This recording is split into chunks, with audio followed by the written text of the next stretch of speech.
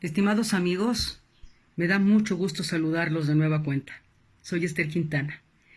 Hoy vamos a tocar un tema que me parece bien interesante compartirlo con ustedes. Vamos a hablar de lecciones que hay que aprender en la vida. Y ahora tenemos una que es muy importante que la asimilemos. Tiene que ver con esta pandemia. Y le estoy vinculando con otras pandemias que ha sufrido el mundo a lo largo de la historia de la humanidad. En mayo de 1918, en Madrid, los diarios empezaron a dar cuenta de una enfermedad como la gripa. No le dieron ninguna importancia. Algunos periódicos se aventuraron a decir que se trataba de una epidemia leve. ¿Quién les iba a decir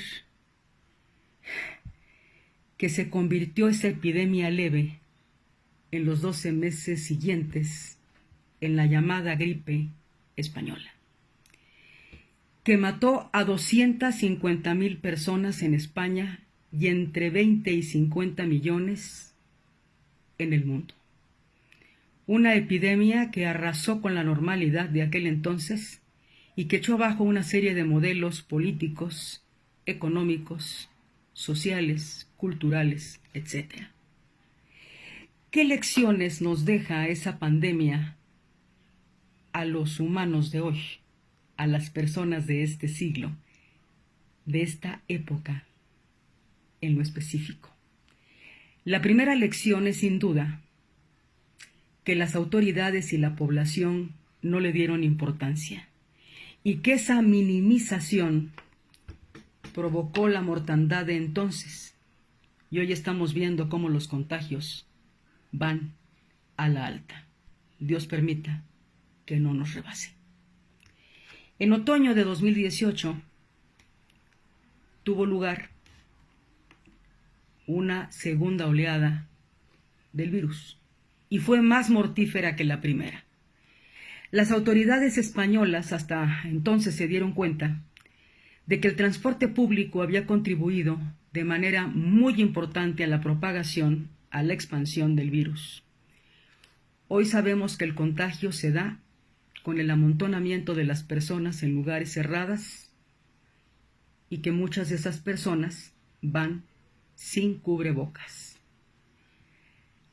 También la gripe española cegó la vida de millones de niños y jóvenes. Hoy día son los muchachos, los jóvenes, los más expuestos al contagio. Y es que cuando uno es joven, se cree que el mundo es suyo y que nada puede pasarle.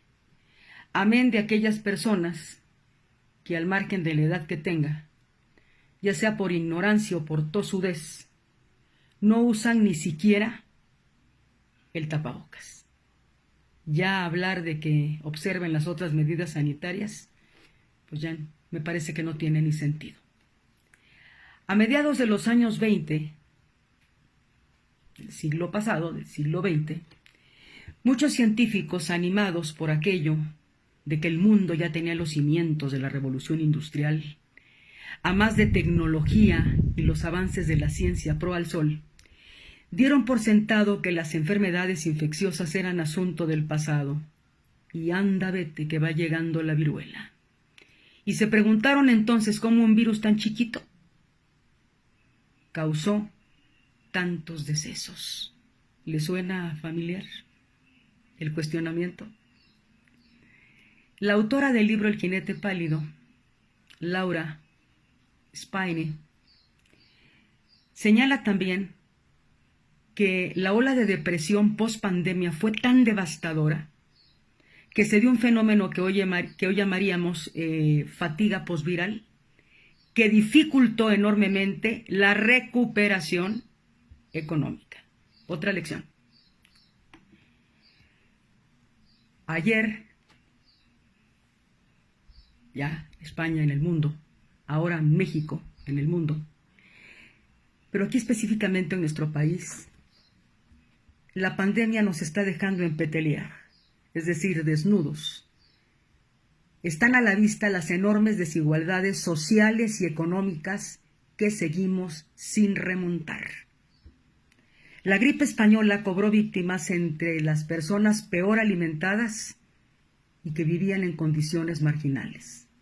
El gobierno tuvo entonces que llevar a cabo reformas al sistema de salud, modernizándolo y ampliando su cobertura, aunque no se creó un seguro social.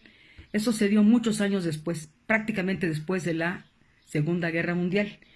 Sin embargo, esto fue la simiente de lo que se conoció como el estado de bienestar, del que van a ser después la Sociedad de Naciones.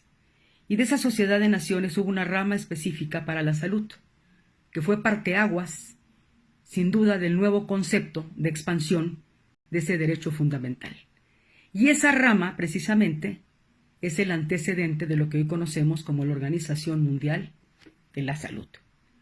Ojalá que en nuestro país el gobierno introduzca medidas que mejoren los servicios públicos de salud de millones de personas que no tienen otra alternativa, que realmente se convierte en un derecho garantizado que va a prestarse como en la mejor clínica privada que exista. Hechos son amores. Ahí es donde debe traducirse que la frase "primero los pobres" no es solo una frase de retórica electorera. Hay problemas estructurales a la vista que han aflorado tras la pandemia, como son la destrucción del empleo, el cierre de pequeñas y medianas empresas, la imposibilidad para pagar la renta, la disminución del consumo, el aumento de la pobreza de la población, la saturación de los servicios públicos ya diezmados por los recortes y las políticas de austeridad, la visibilización de la desigualdad de género durante el confinamiento o el incremento de las violencias machistas. No está fácil la situación y esto nos altera. Afirmaba un hombre extraordinario 200 años antes de Cristo, Aristóteles, que el hombre, que somos seres sociales por naturaleza.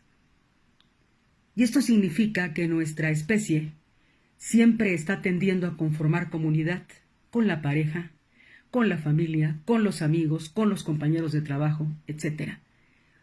Y es que nosotros nacimos para estar acompañados, para sentir la presencia de otro, para darnos apoyo y solidaridad entre miembros de la misma colectividad. Porque eso nos obsequia posibilidades de mejor vivir. Y hoy, frente a esta pandemia, es momento de demostrarlo, empezando con los de casa. Contar con un círculo de calidez, de comprensión, de tolerancia, nos hace sobrellevar mejor esta situación tan sui generis que estamos viviendo. Esta crisis, por supuesto, que nos afecta el bolsillo, ya lo señalamos, y la salud corporal, pero también atañe a nuestro estado emocional. El aislamiento, dicen los expertos, puede no ser total, pero como quiera tiene efectos colaterales que nos afectan y afectan a quienes tenemos a nuestro derredor. Este confinamiento puede detonarnos emociones vinculadas a la tristeza, a la ansiedad, sobre todo alimentada hoy día en las redes sociales, que se saturan con tanta información, y en esa información pues no siempre se dice la verdad, o se dicen verdades a medias, o de plano se dicen mentiras. Y hay mucha gente que está afecta y pegada al Facebook o a cualquier otra red social. Y esto genera una reacción en cadena que luego es muy difícil de controlar. Consideremos estos aspectos. Se trata de nuestra sanidad mental. De modo que volvamos a lo que de niños tanto nos gustaba hacer. Juguemos, movámonos, hagamos ejercicio, no descartemos al niño interior que tenemos. Jugar nos permite relajarnos. Así mandamos el estrés, la ansiedad, la depresión a paseo y todo género de este tipo de pestes que nada más nos hacen daño. Además, cuando el cuerpo se muere, no se nos olvide que genera endorfinas. Y las endorfinas son las hormonas de la felicidad. Tengamos, aunque sea reducido, nuestro espacio uno destinado para el ejercicio. Y si no hay de otra, caminemos, caminemos y caminemos, aunque sea dentro de nuestra propia casa. No se nos olvide, ya que no es posible por el aislamiento y por aquello de la sana distancia, acoger personalmente a las personas que amamos, pero tomemos el teléfono, utilicemos las redes para decirle a la gente que amamos y que nos ama lo importantes que son para nosotros. Las muestras de afecto son paz para el alma, disminuyen la ansiedad y la tristeza, son las mejores transmisoras de apoyo y protección, y ninguno de nosotros es tan fuerte como para no necesitar de ellas.